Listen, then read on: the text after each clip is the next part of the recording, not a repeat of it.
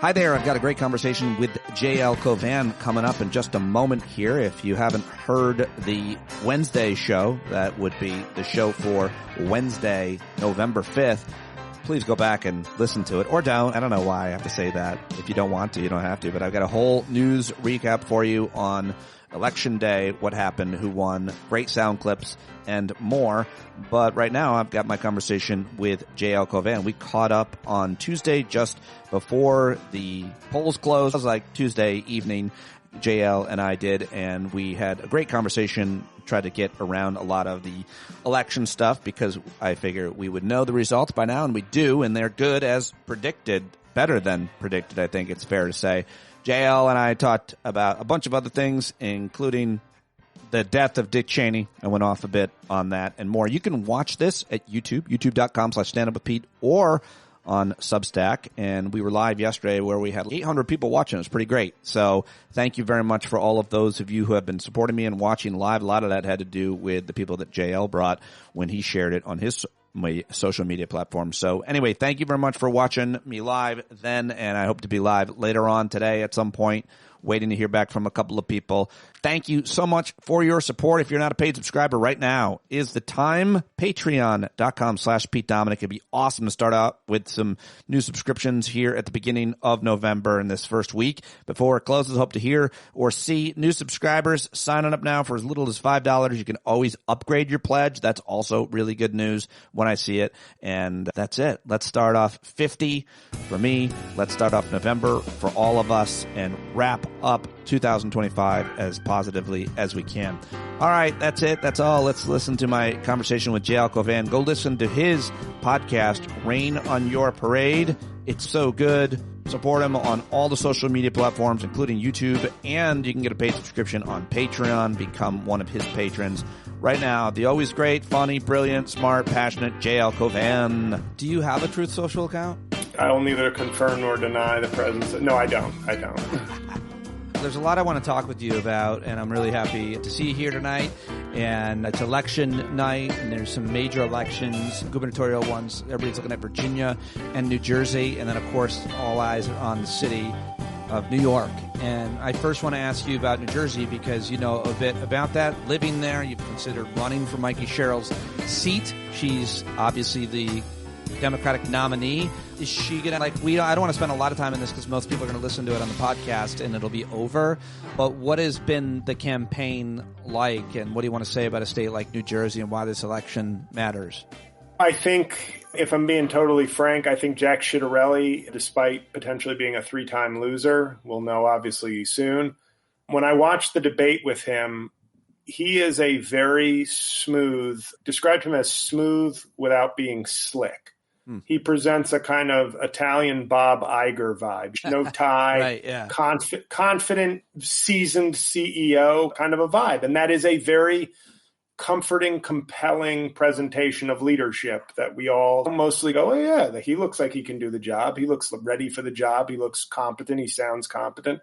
And Mikey Sherrill is an extremely competent person. I went to a fundraiser for her several months ago. And what I liked about it, as somebody who accepts the reality of our current politics, but the voter in me likes to see plain competence and a facility with the concepts and the ideas and the issues and the minutia. And she's just, I found her to be very compelling, but not as good a campaign presence as Jack Ciattarelli. That said, my town, I think, is leans left. I've seen some Ciattarelli signs. I've seen some Mikey Sherrill signs. But I think Jersey is, in a way, in some ways, a bellwether, not necessarily the way Ohio used to be, but a bellwether in terms of it seems this state refuses to just continue with good, or it always has a problem. That's why this would be the first time in, 100 years, 80 years, that a party has won 3 governor elections in a row. Republican or Democrat. It just seems to be, we got to switch. Why? They just got to switch. Right. And I feel like there is a little bit of that in the country. I remember my first presidential vote was for Al Gore. And I was like, but if the economy's good and Gore is clearly smarter than Clinton, why aren't we just voting for Gore? My first election, I was just kind of like, I don't understand why we case, voted for Bush. I think that the reason to vote against Gore was gay stuff. Yeah. Gay people. That's always a legitimate reason to vote against things, but I just was still surprised. Like kneeboarding. Gay stuff. And then, but when we were just like, we weren't ready to switch yet. So we were just like, I know we're at war and Bush is still dumb, right. But screw you, John Kerry. You're elitist. George Bush. Don't get me started on that. I got to ask you about Dick Cheney's death too. But okay, so that's interesting about New Jersey, and we don't need to belabor it too much more. We'll know, most people listening will know the results. But just also, it looks like Mamdani is going to run away with it. And a couple specific questions about that. A lot of kind of center-left, third-way types and others are making the point, your John Avlons and others are making the point that a Mamdani win will give Republicans and Trump an amazing hammer for all the rest of the Democrats. And if you really want to take back the Senate or the House or win nationwide, you have to allow other candidates to be more centrist, or more importantly, if you elect a guy like this, you allow them to paint everybody else like a democratic socialist. So that's one argument. I wanted to see what you thought about how accurate those type of arguments are. If you elect this democratic socialist, Democrats across the country will be bludgeoned with him and his policies. I thought that during the primary. That's what I thought during the primary. And I say this on this week's Rain on Your Parade, which comes out Thursday. But I said, I have been the Democrat that stood by the Democrats and have told my progressive friends, not quite shut the fuck up, but hey, your guy lost. It's now time to vote for the Democrat who won. And I would be quite hypocritical if I didn't say, hey, your centrist guy or your more moderate guy lost. Shut the fuck up. Vote for the guy who won. If the Democratic Party seems to have this, it is a big tent. And my philosophy generally with elections is convince the 70 million, just to make it even numbers, 70 million Democrats who vote, convince them to stay on board, and go get 10 or 15 million of the 70 million people who don't vote. Find a way to bring them in, and then you win. I have a way. But, I have a really good way. Nominate a young, charismatic man or woman like Mamdani or AOC. How about that? No, I think a sort of populism with heart instead of populism with malice, which is how I view the way Trump campaigns as malicious populism. Right. I think populism with heart is the way to get more of those people. But the message, I think there is a comprehensive message, and I'm sure I've talked with you about this before, but where there is a combo of people need to know how their government works. People need to know a little bit of history, that every major accomplishment we've ever had has not been the result of Republicans. It has been the result of Democrats having big majorities and doing what the people want.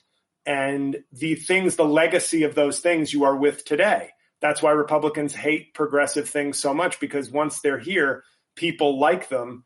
And then the problem for Democrats is people like them and no longer attribute them to Democrats. So Democrats don't get attribution or credit. Republicans don't ever want these things in the first place. And I think, MAGA should be a movement, not a fringe movement, but a permanent minority movement. And if you could get a chunk of those never voters or rarely voters to see what we can do, why historically it's important, why currently it's important, and why for the future it's important, that this message be the one you join in on, I think we're in trouble. But the Mamdani, I know I'm going off again on one of my tangents, but the Mamdani thing, to me, I have been very pleased to see. I don't like the fact, for instance, that he didn't endorse Kamala Harris, because that goes against okay, so you lost this round, progressives, then it's time to choose the lesser of two evils. I have felt if you're going to have a big tent, somehow each side of that tent needs to realize we're still in the same tent and we are the only people moving things forward.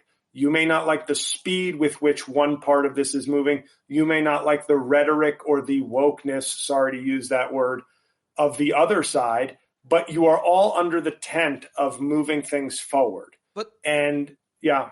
when you say is the only thing that was holding you back from getting on the Mamdani train was that he didn't endorse comment, like, was there any other thing? I look at a guy like this guy and AOC. You mean that hypothetical? Like, I was just bringing that up as an example, but I'm not a New York voter, and I wasn't saying that was an issue for me as far as I wouldn't vote for him. No, I know that you're not a voter and aren't saying that, but like Bernie Sanders and AOC and Elizabeth Warren and Mamdani, like, they are all populists in that they are advocating for policies that would absolutely benefit the vast majority of Americans when it comes to the affordability of fucking life in America, as well as different kinds of protections from being shafted and eaten alive by the vultures that are capitalists on everything in this country. But like universal pre-K,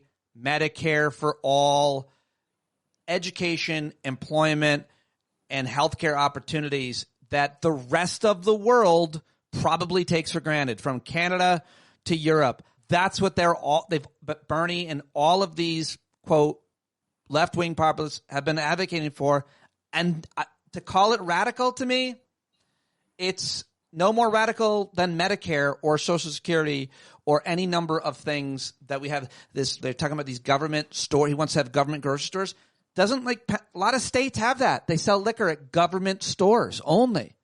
They're run by the government and those who work there. Like, it can be done and it should be done, and it's not radical. And I was just on Australian TV, so I'm a little fired up because they're like, isn't he radical? I'm like, it wouldn't be to you guys. Yeah. He only is to rich assholes. When I reviewed the book, There Is No Place for Us, several months ago, I said, and I interviewed the author as well, I said, these things, I took a different tact. I said, these are somewhat radical solutions, but they are radical solutions to radical problems. That's how I would phrase it. You're talking about specifically the housing ideas presented. They're not necessarily Mamdani's ideas about housing. I'm sorry, the various things you spoke of. Okay. But yes, with housing, I think for me, something like private equity should be, and Elizabeth Warren did write a bill that went nowhere because private equity has its hooks in both parties. I think private equity should have very little role, if any, in medicine, in housing, and education, like public education. I was going to say media, but you can't really stop that because they've helped destroy journalism. Yeah. But when people's homes can be sold underneath them because you're allowing private equity to buy up, like the ethos of private equity is make money. No, I don't care what happens to the product. I want to make money.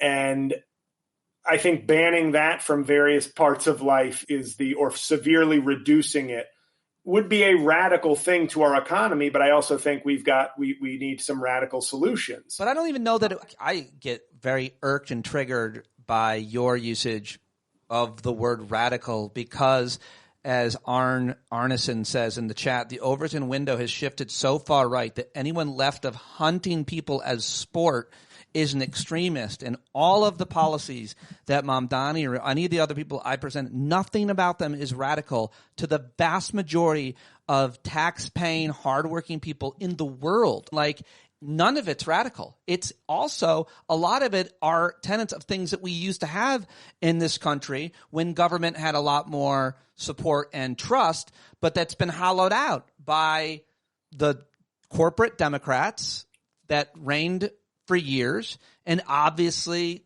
the right-wing, quote, free market capitalists, which, by the way, have never been for free markets. They're always rigging whatever industry they are working in against the vast majority of the rest of us. They don't want free markets. If they want a free market, they wouldn't be subsidizing oil. Like, it's all obvious. It's so transparent how radical they are and what they've done to our lives to fucking privatize everything that had any public benefit. And now it's called radical to say, I think buses should be free, which, by the way, would bring in way more money for the economy if people didn't have to have that extra expense. They'd be working fucking even more making you money. I understand the distinction or the difference between calling these things radical. I'm saying, obviously, when we've slid so far you can call it bringing it back to normal or bringing it back to where things are, but the effort, the Herculean effort that will be needed to get it to where it should be will feel radical, even if it isn't. I agree with that. But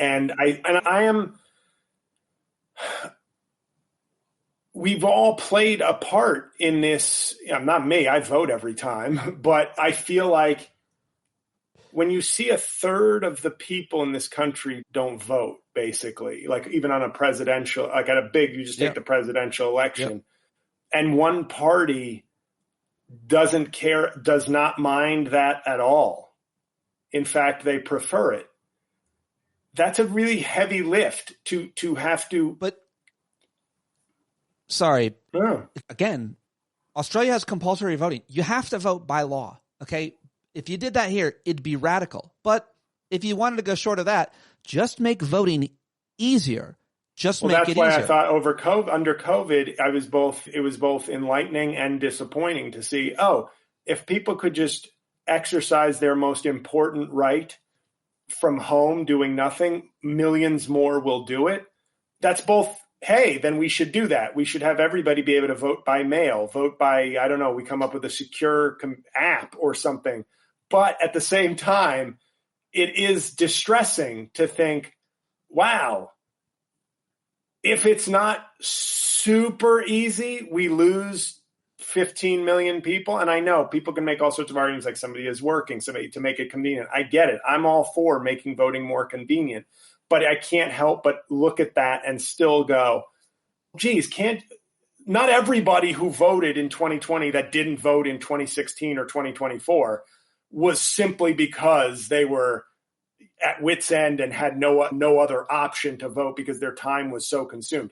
There had to have been many people who were just like, it's not that important. But if you make it incredibly, you get what I'm saying? I get that it should be easy. I'm all for that. But it's looking at it, taking a step back, it makes me go, how many people care about preserving this? How many people care about fighting for this country? One party doesn't even, I'm not becoming cynical. I am experiencing some despair overall for where we are. I think that's fair. And I think that a lot of us share that, which brings us back to Mamdani and what you said about him, or wasn't you, maybe it was earlier when I was talking on Australian TV about what he noticed in Australia. What they noticed around the world is his ability to harness social media. I firmly believe that the last. But he's also and to give him credit, I think he's engaging. He's energetic. Yeah. He is giving the right passionate, kind of righteous positivity. And if you don't like him, you don't like him. But like I'm I'd say somewhat neutral if I can be objective, maybe not neutral. But I look at him and go, I like it. He seems smart. He seems upbeat. He seems like he's fighting for people. But he's getting people to the people that you're saying are too cynical or ignorant or whatever, they're unengaged. He's bringing them in. Yeah.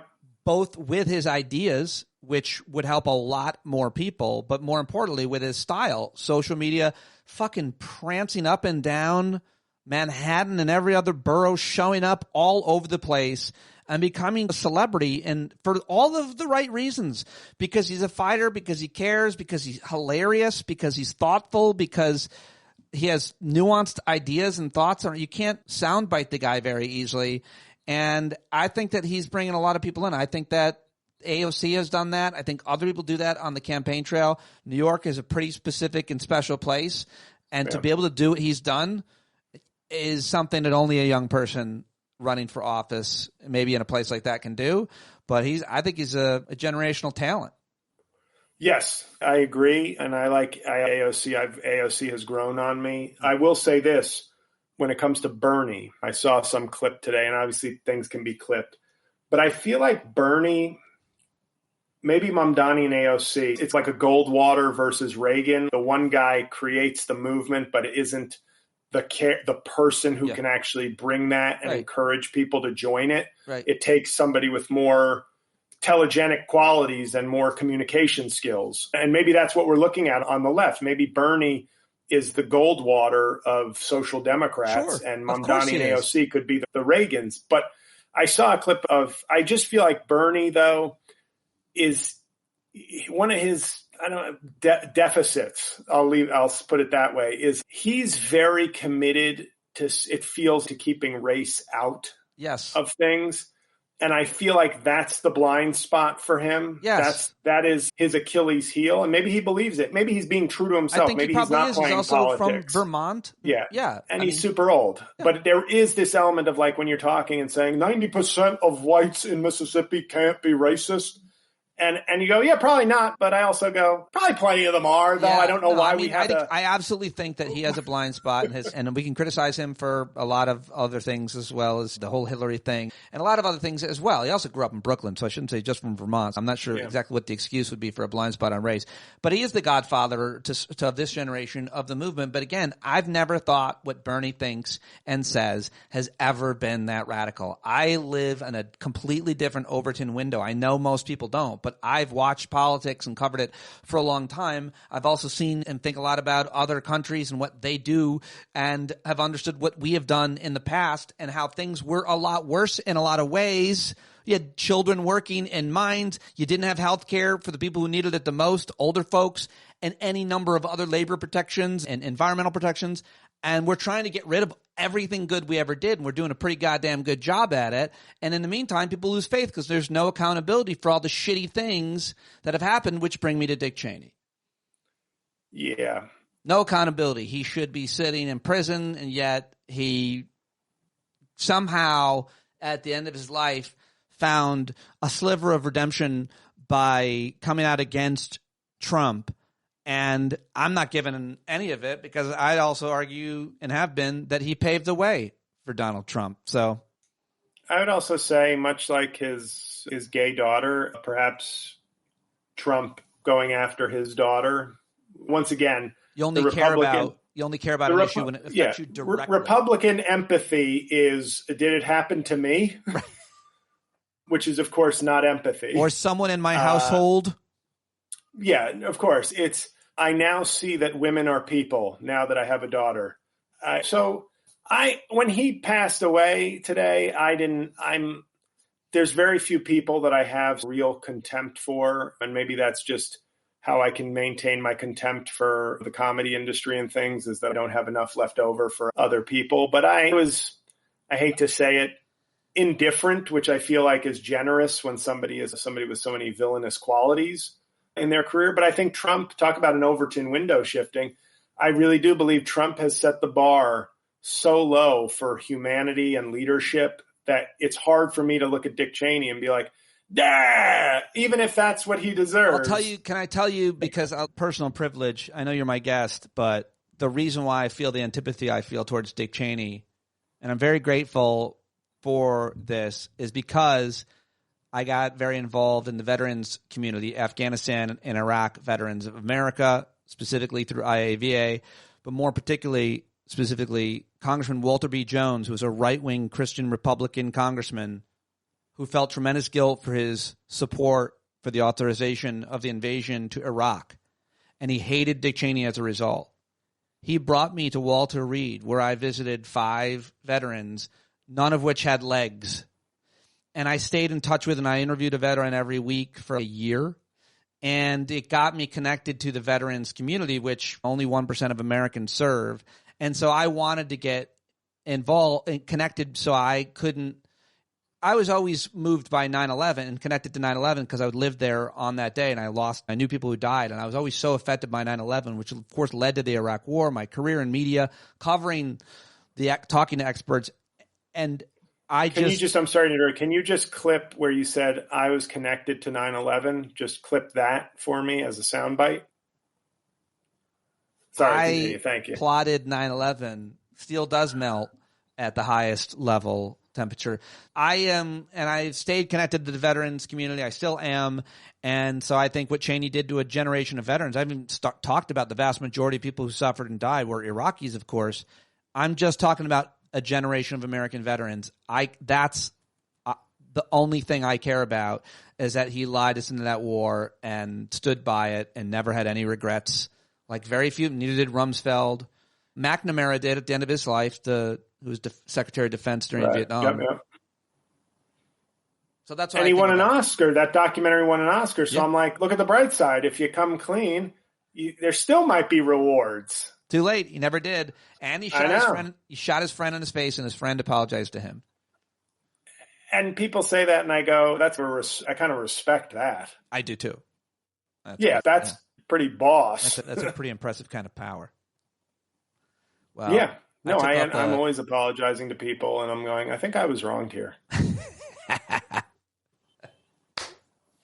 All right. What else do we I ask think you? That's it. No, I think Mamdani is like what he brings. I just wish to my politics, I think, can be summed up in I gave money to Bernie Sanders in 2016 and I gave my vote to Hillary Clinton. I liked that he pushed the message. I thought she would be the better president by a mile. I thought she would be a great leader, but I also liked and saw him pushing the Democratic platform and Hillary Clinton to a more leftward direction. And she didn't win, so we don't know what. She only got 3 million more votes, which is not good enough. But that's what I think. I believe in as progressive as we can get. But I am pragmatic that I don't think progressive as I want is the only answer. I agree fully with that. You and I share that pragmatism, and sometimes when we don't, you often convince me too. I generally am in the same boat as you, but that's hilarious. I'm hearing my dog bark, and then half a second later, I'm hearing the echo in my headphones. Well, no, I'm not hearing it anymore. Okay. What the rest of the world is, it's awful. We have over 600 people watching. That's like George W. Bush. You could have done a George W. Bush 9/11 thing. You said, I can't hear Cookie, but they're going to hear Cookie when we come for them. That was a great moment when he climbed on the pile of rubble and then said, we're going to get revenge, which... No, but I'm sorry. George W. Bush, I give the devil his due.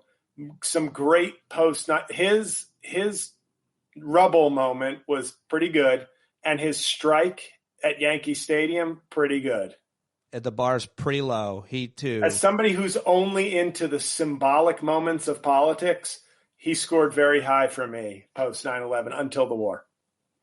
I got to ask you about, speaking of wars, do you know we're going to start a war with Venezuela? Have you paid attention to that? That's pretty fun. I talked about it last week on my podcast, and I said Donald Trump wants to, his version of I have a full Trump doctrine now. Make America Great Again means I want the racial policies of 1950s America and the foreign policy of 1970s America. Ha!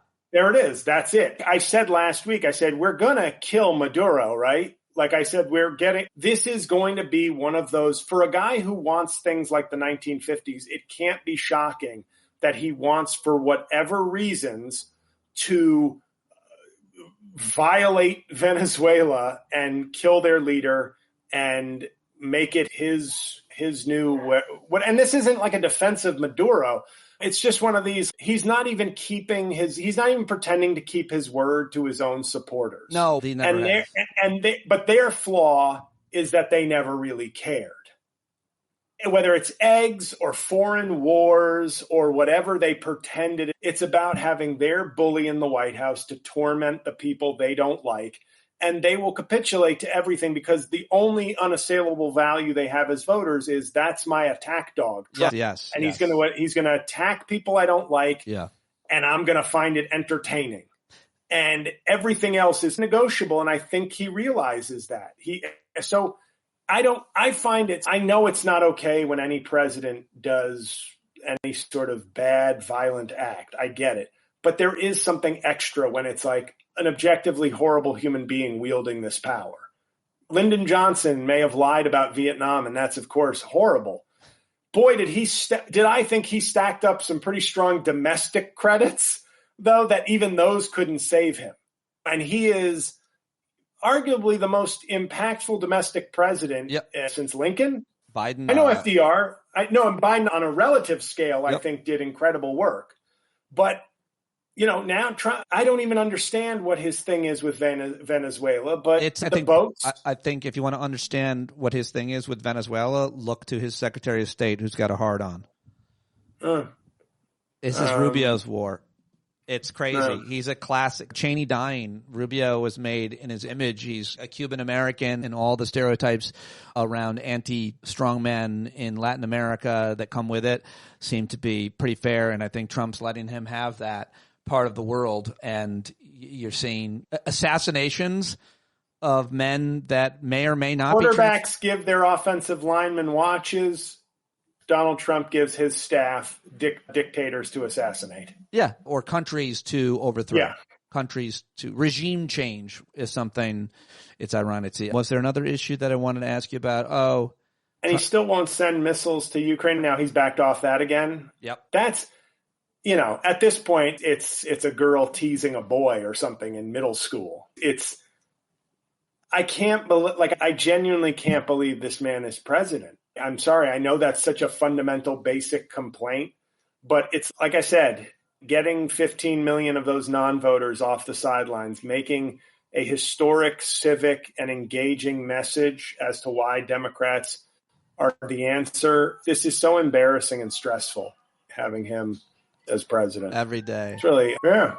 All right. It's not even fun anymore. On this week's episode, I do talk about, I'm sorry to cut you off. I talk about the videos I used to do. I'd be like, oh, Trump did something crazy. Good. I got a good idea. I still do good videos and everything, but it now feels, I guess I'll go do this. Like it doesn't even, the joy has been sapped out of a lot of it. There's so many things that you can do. When one door closes, another impression opens. And I hate to see Andrew Cuomo impression get put away because I love it so much, but I'm excited to see what you do next, and I always am. Yeah, and I don't know what I'm going to do next, but boy, oh boy, am I getting a lot of discouraging indicators on running for any kind of office. I want to talk about that. I want to talk about that with you off air first, then I'll talk about it with you on air, but I highly recommend people go listen to your podcast, Rain in Your Parade, 2 episodes ago when you talked about it, and then they can have more insight like I do to talk about it, have a thoughts around it. I think, was it 2 episodes? I think as of this, let me just check if you don't mind. I think as of this episode, it might have been the last episode. Like I think Thursday I have a new one. Let me just, if you don't mind. Go check that out. Go to jlcomedy.com. If you're watching, subscribe to my stuff. I do this every day with the smartest people in the country. Talked to Eric Siegel today about the Supreme Court arguments that are going to happen tomorrow, Wednesday, the 5th. You're right, by the way. It's October 23rd's episode. Dealing with tariffs, that Supreme Court arguments. October 26th, 23rd episode of Rain in Your Parade is a great episode. It's real interesting hearing JL talk about the machinations in his mind and heart about potentially running for office with his producer, Mike, who's a really thoughtful, smart, good friend to JL. They're such good friends. JL has invited Mike to go to a hockey game with him, but not me. Pete, you're next. You're third on the depth chart. Wow. That's pretty good. It is? All right. When you consider I have 2 friends, it's not that good, but it's still pretty good in the grand scheme of things. Would you want to have a lot more close friends in your life, or do you like to keep it pretty tight because that's all you can do with your family and your friends and your dogs and your girlfriend?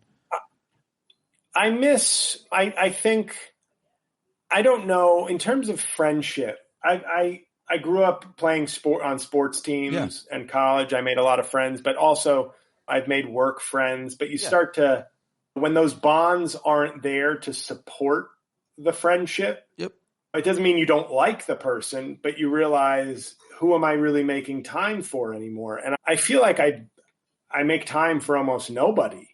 And I feel guilty about that sometimes. But at the same time, I'm like, you project onto other people. Maybe this is the self-aggrandizement of a comedian. You're like, oh, I haven't talked to so-and-so in so long. Geez, they must think I hate them. And then you find out they're like, hey, man, what's up? You're just living my life with my family or my group of friends here or this and that. And you say, oh, okay. And then sometimes maybe you're neglecting people that you should be in more contact with. But I just feel I really, by this time in my life, wanted one job, whatever that job was. And I still feel like I have 2 jobs and not enough time.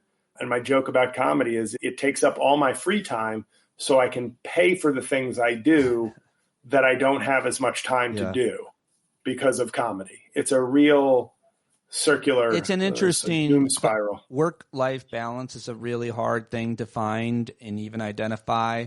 But if the life part of it, often we think about like parenting and kids. You don't have kids, but so the life part of it is all of the other people and your dogs and your interests. And the idea that you have to, I don't know, I try to water my friendships as much as I can, and maybe sometimes quantity is more important than quality, but I think I have a pretty good balance of both. And I really, as I just turned 50, I feel like the luckiest guy in the world because of all the people I have in my life that really mean a lot to me. But I also feel like I try to pour as much water as I can into them. And maybe it's not enough. I don't know, but it feels very good to have. But I think people have limits. I think a lot of people are like, I don't want that many people in my life. I don't want to worry about that many people. I don't want to show up for that many people. I don't want them to worry. So it's different. It's an interesting conversation, and it's no judgment for anybody. But and I think what I've had to deal with in a weird way is I have too many people, and this isn't about any one person, but I feel like I have too many people in my life on a shallow level where I wish and I think that's the nature of social media, of comedy, of different things, right, where I feel like I don't have many moments of peace. Like I tell a funny story on this week's episode where I'm just like, when I was in college, I thought I was Mr. Big Shit. I'm from New York City. I'm at this very good college, and it's Williams College is in a small town in Massachusetts. And I remember going to a Friendly's, and we're having dinner, and it's a bunch of us, and I'm looking around going, my God, I feel so bad for they live here. They live in this little town. And it sounds funny, but as like a 20-year-old, you're like, I'm just here to get my kick-ass diploma and then go conquer the world and go back to my capital of the world hometown of New York City. And you're here in a fucking Friendly's, you small town loser. Springsteen writes songs about you sad people. And then I got to 40 and I said, my God, I want to live in a small, quiet town. Yeah. I want that. Yeah. Where like all my time is my own, and then I can nurture and choose and grow the important things and the shallow shit and the pithy. I'm not talking about saying good morning to a neighbor. I like that shit. I wish more people said good morning and hello when you walk down the street. But in terms of like my time, like, can I read without getting 3 emails from some people and 4 texts and 2 Cameo requests? Can I just have, and now I got old and I go, there is nothing but being alone in a small, not alone, but being in a quiet existence seems like a blessing. I think it's a really interesting observation that you're having. It's a conversation about the seasons of life. I got forced into suburbia way too early. My career was on fire. I was a hot New York City comedian. I was literally exactly where I dreamt of being. It took me 10 years to get there. I got there. I'm performing at all the comedy clubs. It's all I wanted. And then I'd find out and become a father, and we got to move out. After my daughter was, 2 years old, Val got pregnant again, and it was like we had to move out because we had 2 kids. For those first couple years, granted, I still commuted in New York. I had a hot shot job at SiriusXM, but I felt like a number on a street in suburbia. And it took a while, but man, did I adapt. And it's really, and now that my kids are grown and I'm separated, divorced, it's like I'm finding that peace that you're talking about. I was at the lake today for an hour in the middle of the day on a Tuesday, and I feel rich. Just ogling the high school female crew team in your local town. I hear you. I hear it. I see the peace. I hear it. Wait, what happened? I was just thinking about whether or not to admit the grain of truth. So I don't mind running outside and seeing all the other beautiful people also running. But I was thinking all I noticed today was this one attractive woman who ran past me and smelled great, but she was with her boyfriend, and I ran faster to catch up with them for only one reason, which was to decide if it was a mismatch. Sure. No, when I used to run before I just got type 3 diabetes, I would My run times in the city were like directly proportional to how warm is it, how crowded are these New York City streets. Is that, on a winter morning, it's who's that lumbering heavyweight wrestler? And in the summer, was that Usain Bolt who just ran by us? God, that guy's impressive. Is that a Sasquatch or a Carl Lewis?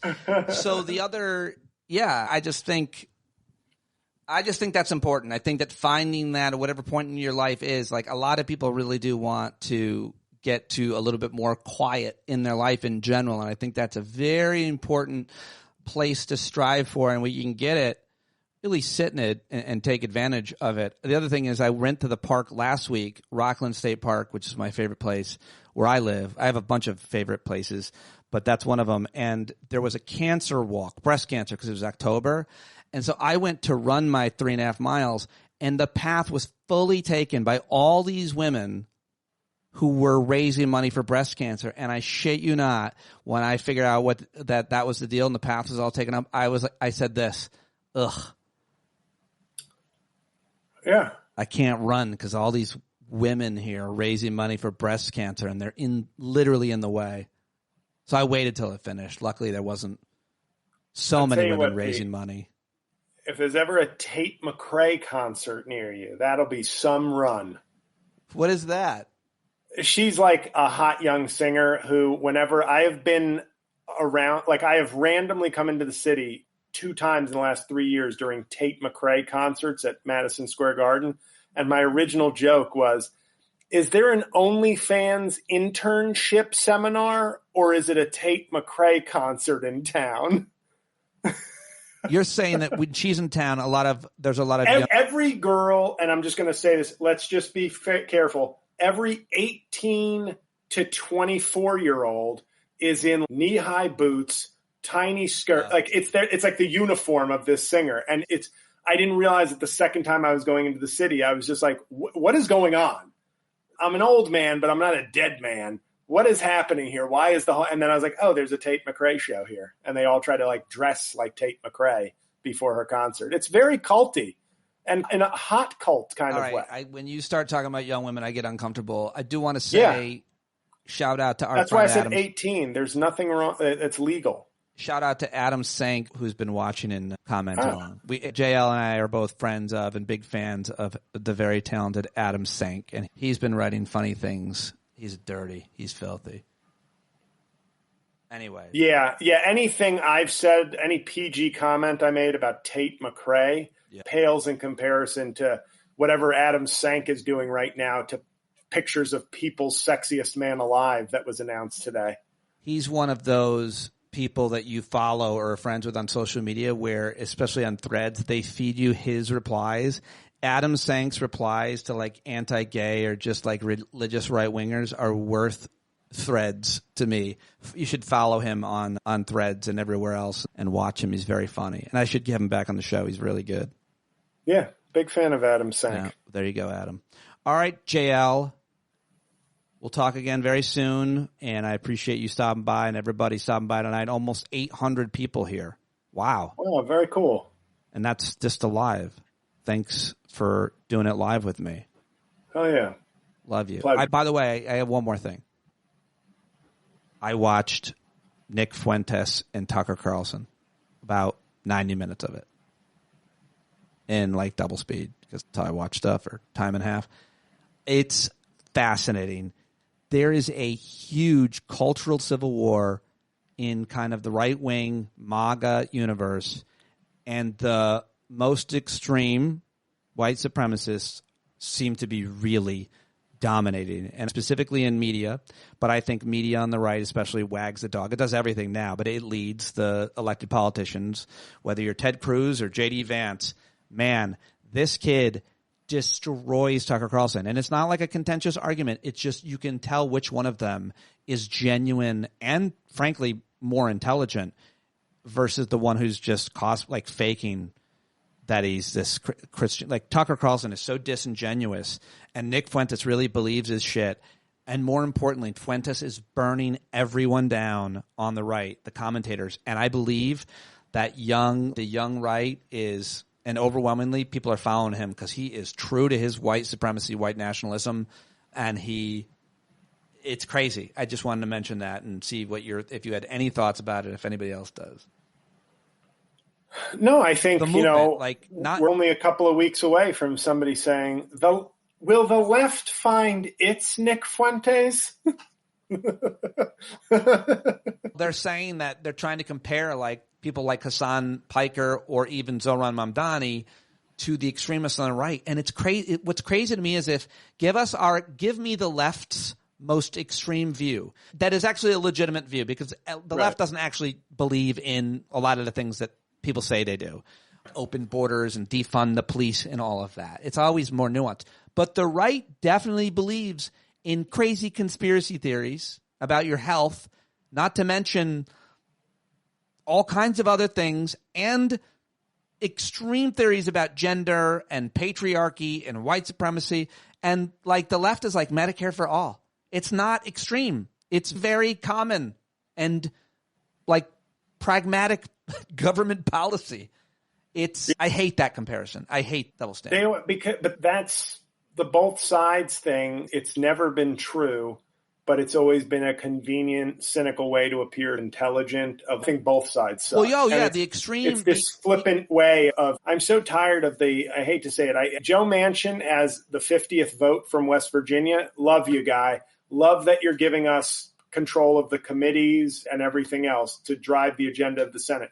Joe Manchin as random commentator who would rather die in a nuclear war than give up the filibuster, who believes that he's one of these bipartisanship is more important than getting things done. But I'm saying, no, he's not on both sides, but he's the person they trot out for the extremes on both sides are ruining things. He's like the fatherly or grandfatherly guy they wheel out now on news channels to make the kind of, here's somebody we all trust. Grandpa Joe Manchin will tell us. He was on The Daily Show, and Jon Stewart lightly roasted him. But what you say is common sense. Do you think everybody shares the same common sense? And Joe Manchin is the least impressive, political leader. That guy I think he's a hollow barrel. I think he's not principled at all. I can't get with people who clearly But that's why care. Performative bipartisanship is performative nonsense. Because that looks like a principle. Yeah. I've said this. I talk about the filibuster where I go, the filibuster does two things now, and here's why it should be gotten rid of. It stops Democrats from doing things people want, and it stops Republicans from doing things that their voters want. And then you have a lack of accountability. You have Democrats being blamed by people saying, you don't do anything, okay? And then you have Trump. Trump wants to get rid of the filibuster, and I'm all for it. Because at some point, it would be nice for people to feel the full effects of the Trump presidency they voted for. But Republicans, not Trump, try to have their cake and eat it too, which is we have the power, but we don't actually do all the things that will maybe upset too many people. Whereas Trump is, do it. Do what I said. Vote for this. And I agree with him. It's like he did get elected fucking president. Let the people see what that looks like. In the first cabinet, in the first administration, people kept him from doing things probably unconstitutionally or illegally. And people were like, wow, aren't they heroes? And I was like, not really. Because now people will think, the Trump thing wasn't as bad as the liberals made. And now it's as bad, but it could be worse. And maybe there's a lot of voters and non-voters out there who, frankly and sadly, and this video clip from our last time together did big numbers on Instagram, where I was saying, I don't want this to happen. But if you're a doctor, you don't want your patient to have to go through chemotherapy or have an amputation or have a heart surgery. But maybe the drastic solution is what will be needed to move this country on a normal, healthy direction. You don't want your country to go through a pandemic, but if it's the only thing that's going to get rid of this guy's stranglehold on America, or I don't know if that was worth it, but so many people. Well, I wasn't saying the pandemic. That was cruel. 1 million people died, Pete. That was all you who said that. I was saying more policy decisions and. Yeah, but like your earlier point about the Republican theory, I didn't know any of them. That's true. Did I know any? I guess I probably did. I didn't know anybody directly in my life that I know died of COVID. I think there's some. I think there's some because no one did, Pete. There's some suspicion around a certain comedian. I won't say him publicly. Who great guy, love him to death. That died the very early part of the pandemic. That I think might have been COVID. I love that guy. Christian Finnegan. I just watched Christian Finnegan as Chad in Dave Chappelle's Chappelle Show, which is a sketch from, I don't know, over 20 years ago. I've never seen it. It was so rough to watch. You've never seen it? Wow, that's a classic sketch. I know, and The Mad Real World. I got to give him more props for it now. I had no idea how big that. Oh yeah. Yeah, somebody just told me to watch it, and I watched it. It was great. I'm really going to let you go now. Thank you. Yep. Thank you, everybody, for watching. Hopefully, we got you through your last hour of life. You enjoyed it, learned something, maybe had a laugh or two. JL, go. What are you plugging? Mikey. No, just saying Mamdani and Mikey. Let's go. All right, bub. Thank you very much. Talk to you tomorrow. Go listen to Rain on Your Parade, everybody. Bye-bye. There he goes, JL Cauvin, everybody. Always great. Loved it. Go support him on Patreon and YouTube and everywhere else that you can find him. Listen to his awesome podcast, Rain on Your Parade. That is all I've got. Thank you very much for tuning in today. I'll talk to you later live at some point, and thank you so much for being here and being you, doing all you can to be the change you want. All right, Jon Carroll, take us out. Let the brave meet the challenge, let the meek weak flee. Boy, you better stand up. When you're tired of begging, saying pretty please, that's the time you gotta finally get up off of your knees. When you can't see the forest for the burning trees, you got to stand up.